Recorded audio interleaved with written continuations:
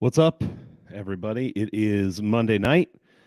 We're getting ready for some Monday Night Football. If you're listening to the replay or listening to the podcast, Monday Night Football is probably already over with, and you can pretend you're from the future and know it already happened. Before we get into it tonight, it's going to just be me solo tonight, but done some research here. Hopefully we can get you some good information about these lines for next week. We'll do a little bit of looking back at the week that was. But we're going to start out real quick with some thoughts on Monday Night Football. So if you are listening to this later, you could just skip ahead a little bit and you don't have to deal with that. First game up, Philly at Tampa Bay. This is a game I bet Philly -5. I don't remember how far back that was. I think there's still a 5.5 out there, a 6, whatever. I don't think it's a bad look. Now, Philadelphia has looked a little bit lackluster so far this year. And yeah, not super impressive. And so there's not a lot to go on there. But for me, it's more on the Tampa Bay side of things. This is a team that I expected to be at least in sort of that bottom quarter of the league. And they've definitely outperformed what I thought they would do so far. But they still have Baker Mayfield. And if you look at their first two games, number one against Minnesota in week 1, they won that turnover battle by a lot, and they still only won 20-17. I've talked about this before. And Minnesota threw the ball all over them. Minnesota really should have won that game. They didn't. Minnesota sucked so far. But other than the turnovers, they would have had that game. Then they played the Bears, and it was a pretty close game until the end. We are seeing how absolutely horrific the Bears are on both sides of the ball. Philadelphia, even if they haven't looked fantastic so far this year, they're still one of the better teams in the NFC, and they're going to get their stuff together over time. They've got a new coaching staff, not head coach, but coordinators, so they have to figure some of that out. And I like them to go in there and be able to beat Tampa Bay by a touchdown tonight. This is one I'll probably watch for a live bet as well. Also, normally, Yanni would be with me. We're going to get some other guests coming up as well. I won't say who for sure yet because I'm still confirming, but working on that. So in coming weeks, it will be a little bit more diverse of a panel, definitely than tonight where you just got me. But Yanni, I know, shared on betcrushers.com in one of his articles, he really likes Browns receiving yards over tonight. So if you want to join, I think JJ from the Bet Crushers was saying today that Yanni was undefeated on his player props, and I think he put out 7 of them or something like that, and he's just got this one left. So who knows? Is it regression on this one, or is he just going to run the table? I mean, you all know that Yanni is sharp, so you may want to jump on. I actually jumped on the over on Browns receiving yards because Yanni was on it, and I think why not? The second game, we've got Cincinnati and the Rams. This one I think is really tough because of Joe Burrow. Everybody knows the deal at this point with his injury, and he's probably going to be playing tonight, but who knows if he gets re-injured? Who knows how effective he is? The Rams defense has actually been pretty bad metrically, and so this might be a get-right game for Cincinnati's offense, especially if Burrow can play decent at all. But the Rams have looked better than we thought they would, especially on offense. You got to give them credit for that. So this is one I'm just staying away from. I don't really want a part of it given all the variables. So that's Monday Night Football. All right, let's talk a little bit about what we saw on Sunday. I got 3 things that I want to talk about. There's certainly more that you could react to here. But these are the 3 that I'm looking at. First of all, let me make sure that I forgot to tweet that out. All right. Always nice when you remember to go and tweet. All right, the first thing I want to talk about is the Vikings. It's not fun to talk about the Vikings. They lose the turnover battle once again. Here's the deal is this is how close the NFL is, and the Chargers still, I don't know how you have any faith in them. There's 2 plays in this game that were really big. One is Justin Herbert basically throws a pick, and it goes through the Minnesota cornerback's hands into the outstretched arms of the receiver for a touchdown. So that's something that should have gone the other way, and it was just a play that wasn't made. The second thing was end of the game, closing sequence. Well, first of all, the interception from Cousins bounces off 2 people and into the hands of a Chargers defender. Again, I mean, not good, but kind of bad luck. And so now the Chargers are 1-2 and the Vikings are 0-3. But really, are these teams any different? I feel like, one bounce goes the other way and Minnesota wins, and now we're like, oh, the Chargers are so terrible and Minnesota might have a chance. So I think these teams are kind of the same team, and it was just a few bounces one way or the other. Here's the thing that really pisses me off about Minnesota, though, is at the end, if you were watching the game, that Minnesota completes a pass and they go up and time is running down, and Kirk Cousins doesn't clock it.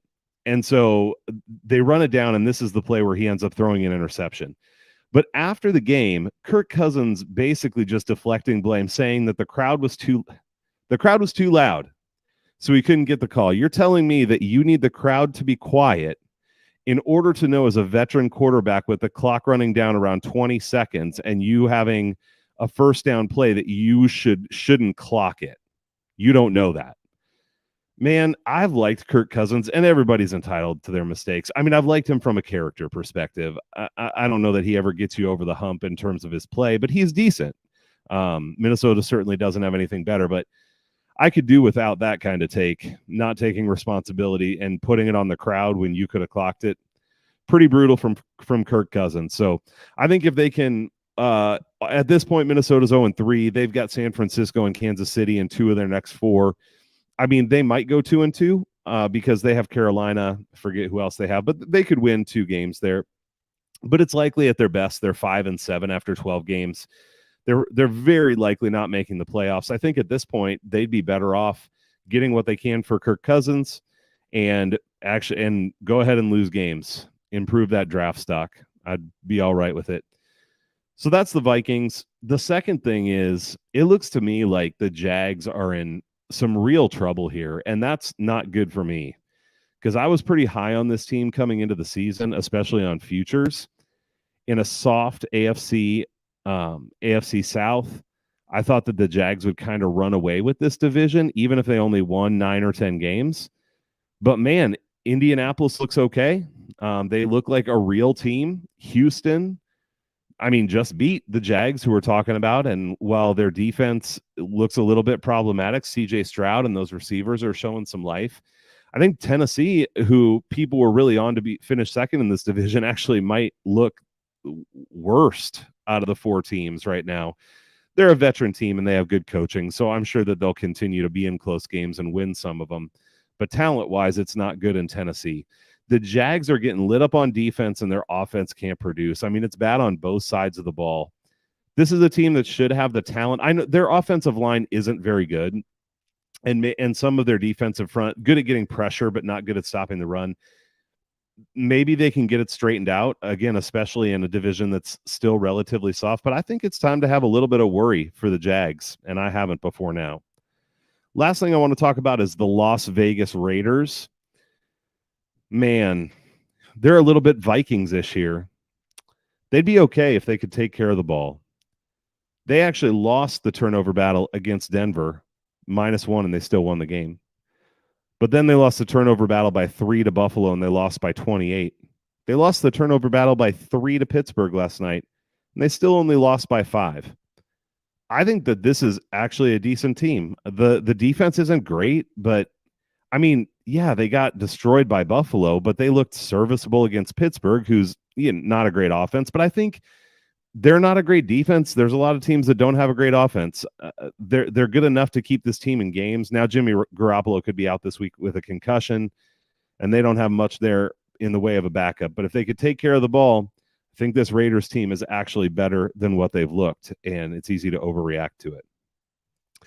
All right, time to run through the games for week 4 and see if we can pick off any lines that look good.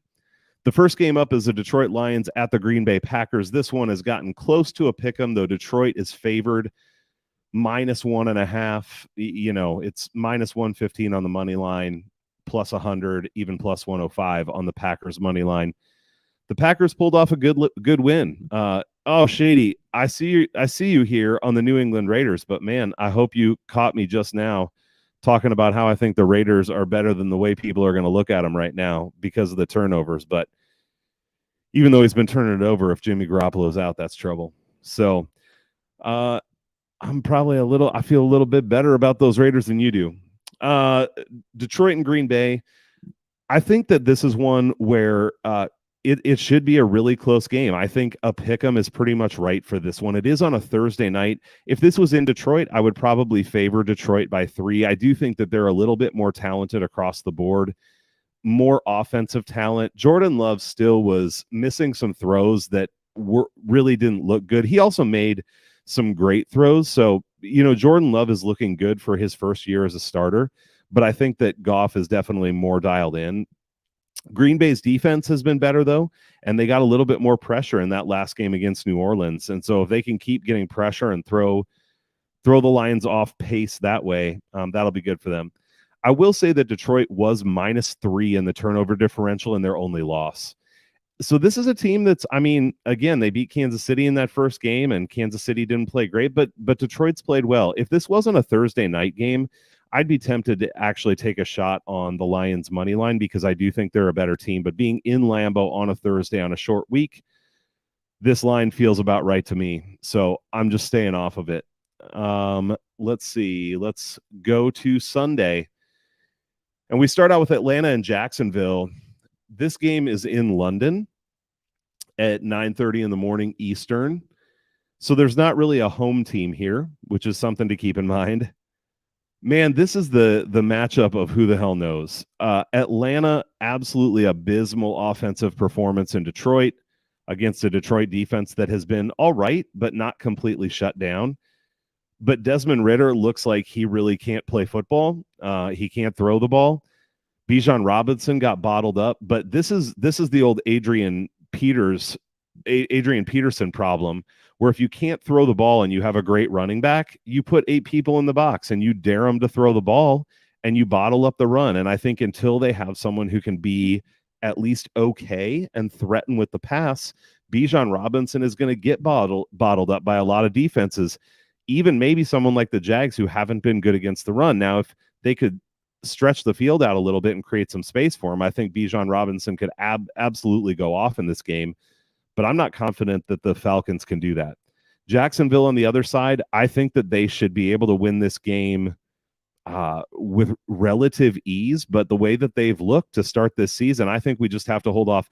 I actually am still of the opinion right now that the Jags will get it together some point and that this division is bad enough that they won't be out of it. But I don't know how many games it's going to take them, and I don't really want to be putting money on them until I know that they've got it together. Yeah, no thoughts on the over-under for me either. Shady, good bet on the Steelers. I did cash the Steelers as well, although you won more money on it than I did because I did not bet as much as you did. But it was a nice hit. Thank goodness the Raiders turned it over 3 times to get us that win, huh? All right, next up we have the Toilet Bowl. Denver going to Chicago. Denver, coming off a 70-20 defeat, are now out to -3 in Chicago, away from home, against the Bears, who also looked like absolutely hot garbage. The Bears have some of the worst defensive metrics in the league this year after trying to shore up their defense with some linebacking help in the offseason. Justin Fields still cannot throw a pass more than like 4 yards. And they're not letting him run as much, so he's not even making as much use of his legs as he used to. Denver, on the other hand, Denver's been really bad, but I think Sean Payton has proven that there's a coaching advantage in this game, even if Payton hasn't been great to this point. And Denver's offense, up until this game against Miami, had been looking pretty good, and Chicago's defense is so bad. So the things that I like here is I like Denver's team total over whenever that comes out. The total right now is at 45.5. And so what's Chicago going to be? Half of that plus a couple, 24.5 maybe. I like that for Denver. I think they should be able to light up the Bears defense here. Now, it's possible that the Bears score on them as well because the Broncos defense has been absolutely atrocious to this point. But let's be clear that the Chicago Bears are not even half of what the Miami Dolphins are on offense. So I already bet Denver -2 here, and it's out to -3. I don't mind that. I think I'd grab the -3 just in case it goes to 3.5. But I do like Denver to get this done. I think it's possible it is a field goal game, and so it would be nice if you could get 2.5 even. but I don't hate it at -3. And if I had to take it, I would take the over here. I think both of these defenses are really in trouble, but I like the Denver Broncos team total over more than I like the game over, because I'm just not super confident that Chicago's offense is going to be able to do anything. Like I said, if Fields has one of those big games running, he has hit DJ Moore a few times. It could happen. So the over's not a terrible look, but I'll go Broncos -2. Yes, Shady, Broncos country. I am riding it. That's my first bet of the week. Next up should be a fun game. Baltimore goes to Cleveland. This is a really interesting one because Baltimore was favored going into last week on the look-ahead line, and now we have Cleveland as a -2.5 point favorite. This is earlier today when I looked, it was -1.5. So this has just continued to increase. Baltimore, I watched that game on Sunday, and it was a little bit concerning to me. I mean, there were some mistakes that they can clean up, and that'll happen. Lamar had a couple fumbles, even at least one of them that he got back. But it was just sloppy from the Ravens. And the defense to me was not incredibly impressive either. They allowed Gardner Minshew to have a pretty good day. Now the Colts, I think, are looking like a solid below average team is what I would say. Like, they're not total trash. They're okay. And Baltimore didn't play a very good game where the Colts did. And then Cleveland is just absolutely bottling people up. Their defense is absolutely wrecking people, and they wrecked Tennessee last week. Baltimore is a much better offense than Tennessee, or a better offense, but they look like they're still trying to adjust to a new system, and it's just not as smooth as I feel like it should be. So I think if this would get to +3 on Baltimore, I would consider taking a shot there. I do have a lot of respect for Cleveland's defense, and so that makes me a little bit hesitant. That's the reason also that I already took under 41.5 in this game. That's my second bet of the week. Cleveland's just bottling people up, and I think that if Baltimore wins this game, it's more like they just play good defense as well. Deshaun Watson had a good game against Tennessee, but that's an absolutely trash secondary. And so I'm not sure that I'm buying Deshaun Watson recovering as a passer yet. And so I think that this game ends up probably being in that like 17-14 range. And that's under, right?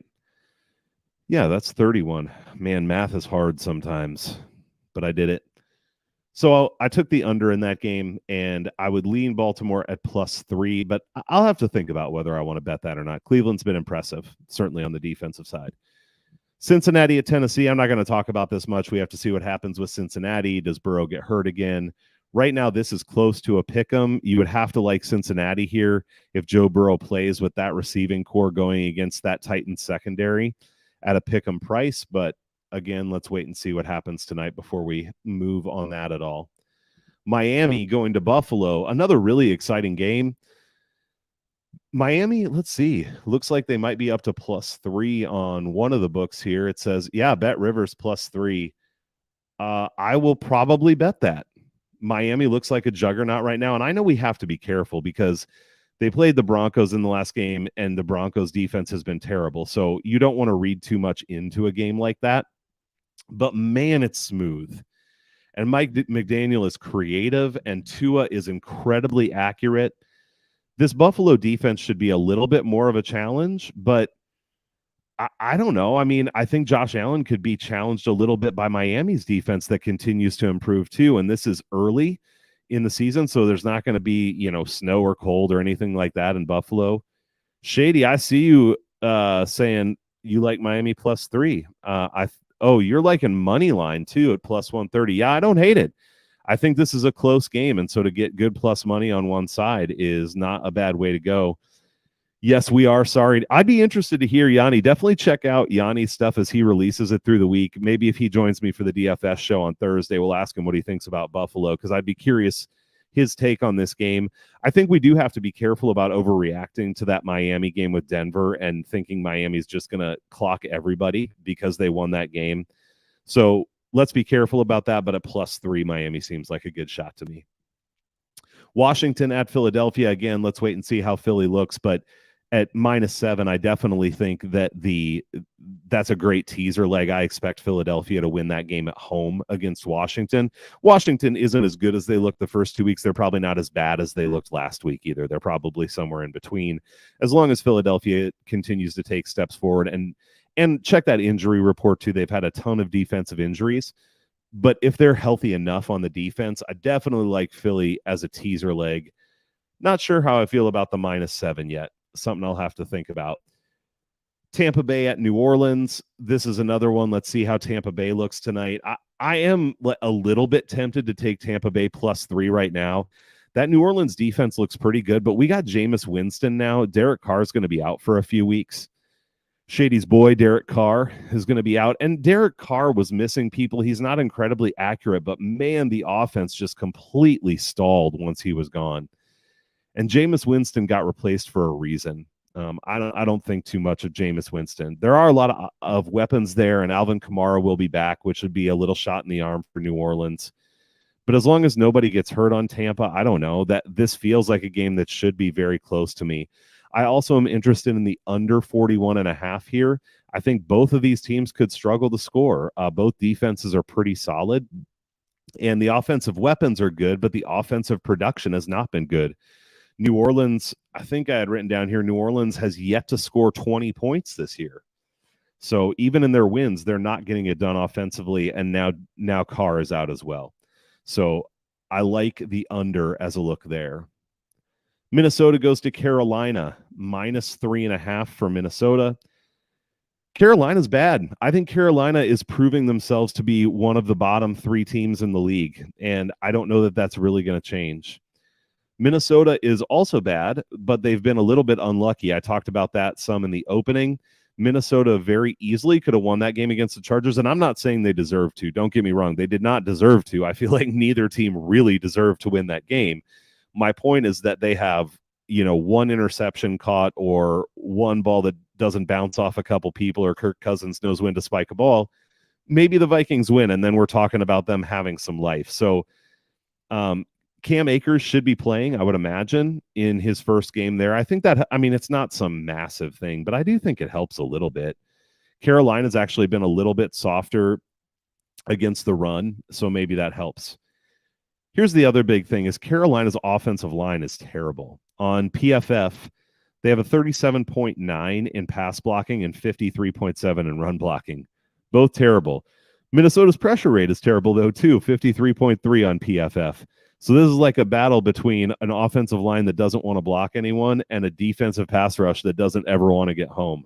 We'll see who can get it done out of that. All that to say, I feel like Minnesota should win this game by a touchdown. I feel like they are a better team. The question is, can they actually put it together, or are they just going to do penance for the rest of this season because of winning all those close games last year and just end up screwing it up one way or another in every single game this season? We'll have to wait and see. But I'm considering betting Minnesota -3.5. It pains me to say that, but I think that's probably the right side here. And if Minnesota had beaten the Chargers, I think they're probably at least -4.5 here.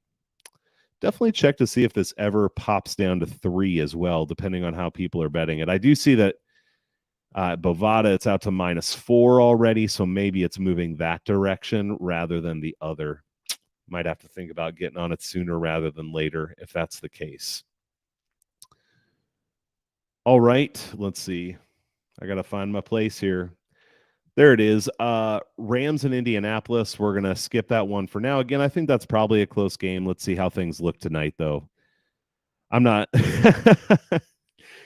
Sorry, Shady just said Homer system because never playing the Vikings again. Here's the thing, Shady. You can believe me or not, but I tend to shy away from betting the Vikings because I'm a fan. I just I have to look at the numbers and look at the bad luck there. They're -7 in turnover differential through 3 games. I just think there's got to be some regression at some point. So anyway, I haven't bet it yet. If it's a homer play, it's a homer play. I can live with it.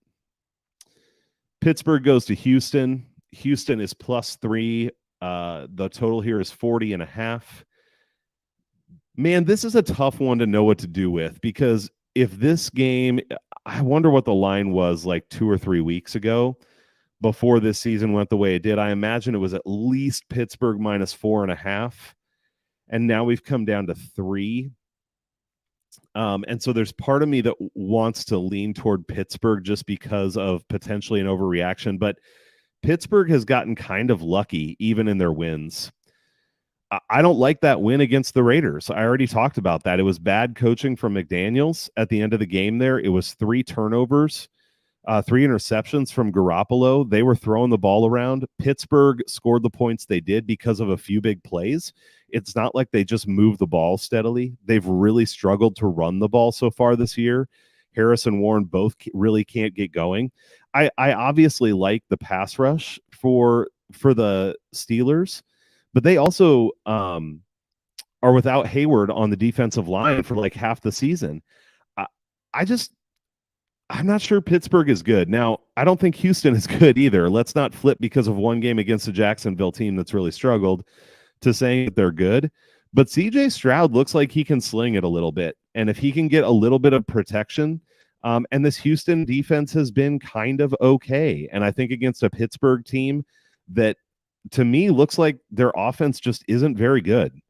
Maybe they'll get things straightened out. Maybe it's Matt Canada that can't call offensive plays. But for me, this is a stay away right now. If anything, I'd probably consider teasing Houston up because I think that a field goal is about right in this game. More than likely, I just stay away from it, though.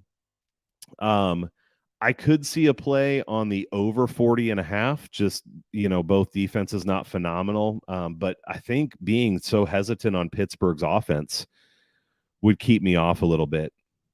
Pittsburgh playing zone defense a lot. Yeah. I'll have to look into how CJ's done against man versus zone defense too. That's not something that I've looked into yet, and I haven't bet this game, so definitely I'd do some more research. I probably won't bet it, but if I did. Then we go to those Las Vegas Raiders that we were just talking about, going to the Chargers, who finally got their first win against Minnesota. This is an interesting game because of injuries and makes it really hard to know how to play. Mike Williams tore his ACL. He's out for the rest of the year. Palmer could come in, maybe Quentin Johnson.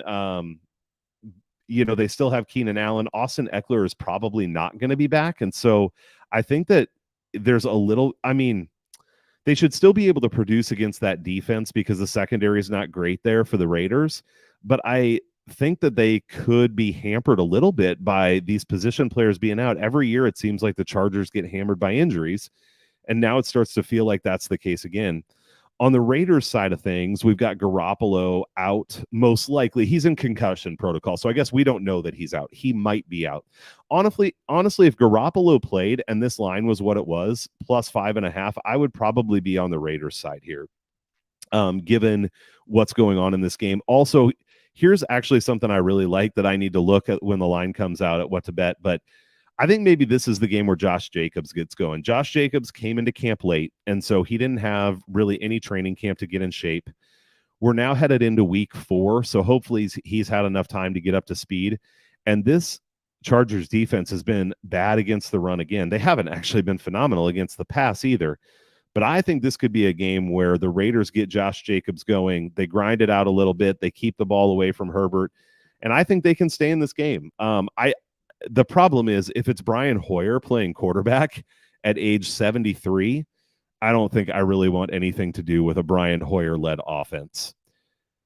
So I will look at Vegas if Garoppolo plays. Otherwise, this is a game I'm just going to stay off of. It feels pretty gross to me. 47.5 total. Again, if Garoppolo played, I might be interested in an over here. But if he doesn't, I don't know how much the rate. There it is, probably handed off to Josh Jacobs a lot and hope that he can just pound the rock. All right, we got 3 more Sunday games. Arizona, fresh off a win over, as Shady would say, those Pigs Cowgirls. Oh, that one killed me. I'm going to just say real quick, I've tried to diversify enough, as Shady always preaches, structure and discipline. I actually feel like I've been disciplined.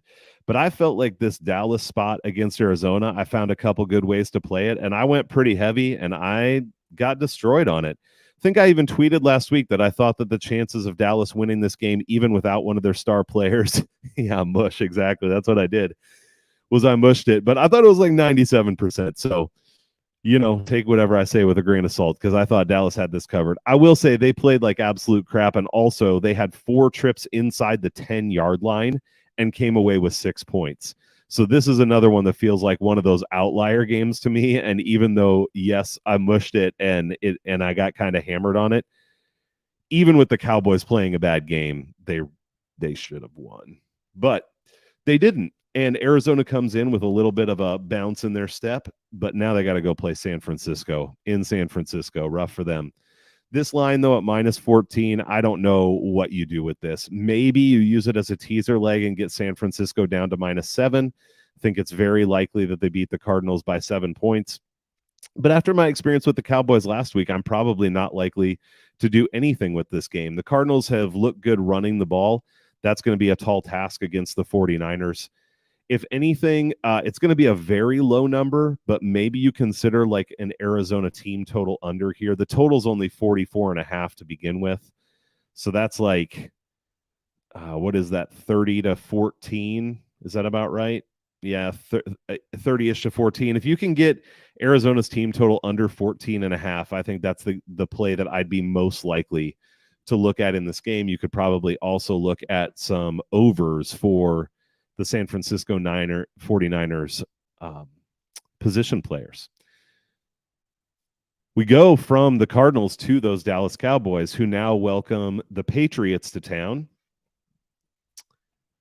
And the Cowboys are still -7 in this game. The total's at 42.5. This is 2 good defenses. New England has been not very good on offense, and I would imagine that continues to be the case. They haven't been able to really get the run game going, and Mac Jones is very seldom going to absolutely crush it. But Dak has not looked fantastic to start. He hasn't thrown a lot of picks. He threw one against Arizona, obviously the bad one at the end of the game. But before that, he didn't have any picks. So that's good for him, and Tony Pollard has looked really good. But New England's defense is no joke either. This is another game where I would consider an under. I think both teams are going to struggle to score against the other one. And the total is at 42.5, 43.5 right now. So I don't mind an under in this game. I haven't bet that yet, but that's probably something I'll take a closer look at. And I probably stay away from it. I was going to say I might consider teasing New England up to +13, because I think that this will be lower scoring and relatively close. I think the Cowboys do bounce back. I think last week was a little bit of an aberration. I think this is still a good team. And so I think they do probably bounce back and get the win here. But 7 points is a lot against New England, even on the road. So I'll probably pass there. Sunday night, we get the Taylor Swifts from Kansas City again with the New York. Oh, no, they are going to the New York Jets, and they are -9.5. I don't know if this is the Taylor Swift effect. Like, now that Taylor Swift is on the Chiefs, if they're just going to be favored by an inordinate number of points every week. I was talking to my daughter and my wife, and they were interested in football for like the first time because they heard that Taylor Swift was at the Chiefs game. I also saw Travis Kelce jersey sales went up 400% after last week. So that is the power of Taylor Swift. I don't think it affects the line here, though. We know the deal in this game, right? Zach Wilson's not good. And until they do something at quarterback, the Jets are going to continue to struggle. The defense has been solid, but this was what it looked like last year for the Jets. The defense has to keep them in it against all odds while Zach Wilson tries to give the game away. The Chiefs should be able to key on the running game of the Jets. Breece Hall, I think can be a good running back, but if the box is stacked, it's tough. And Kansas City's defense has looked good. I think Kansas City is about to get it going. They beat Chicago. You can't take much from that. I'm not saying that, but I just trust Patrick Mahomes and Reed to get it figured out eventually. Shady says the Jets need to sign Vinny Testaverde. To be honest, why not? I mean, it can't be much worse than Zach Wilson. I think at this point they should sign just about anybody who can still stand upright. It's like that Heisman House commercial where all the old guys, Dan Marino's going to go back with his reading glasses. I'd say take Dan Marino with his reading glasses over Zach Wilson at this point. So this game, man, I like Kansas City for sure to get it done. I think this could be lower scoring again, though. I don't mind the under in this game. It's at 43, which is a relatively low total. But I think that Kansas City's defense is good enough to hold this Jets offense down for the most part. And then I think the Jets kind of keep them in the game. I could see this one being like a 20-10 kind of game, maybe 23-13, something like that. So for me, right around that 10-point mark is where I would put it, and it's -9.5. I probably wouldn't tease this either because you only get it down to 3.5. I obviously want to get that down to at least 3 if I'm going to tease this game. But I would take a look at the under with Kansas City and the Jets. All right, Monday night, last game of the week. We go to the Giants at home with Seattle coming to town. Seattle, well, the Giants are -1.5 here. I think it's still up in the air whether Saquon Barkley will play or not. And I definitely do think that matters, especially against a Seahawks defense that has been kind of soft to this point. This is another one of those games that I think I am unlikely to get involved with.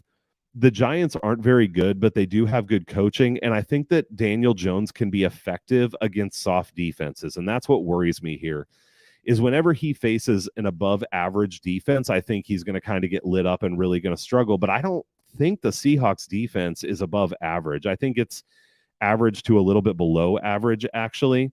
And so I think Daniel Jones is actually going to be able to operate pretty well in this game.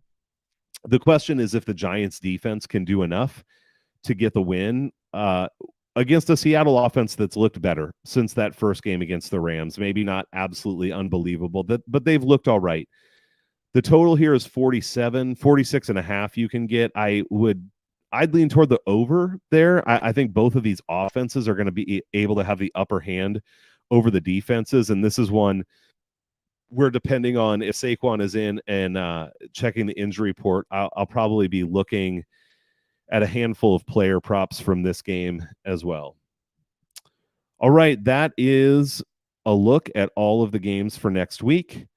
Obviously, we got through it really fast this week because no Yanni, but check out the tailgate next Monday. I would imagine that Yanni, D, JJ. So I think JJ is going to be able to join next week, talking to a couple other guests about showing up. And so hopefully we'll make that happen. Also, go to BigTastySports.com. You can sign up for the newsletter, check out the articles that are there, subscribe to the channel so you see the content that's coming in. We'll have the DFS show again on Thursday.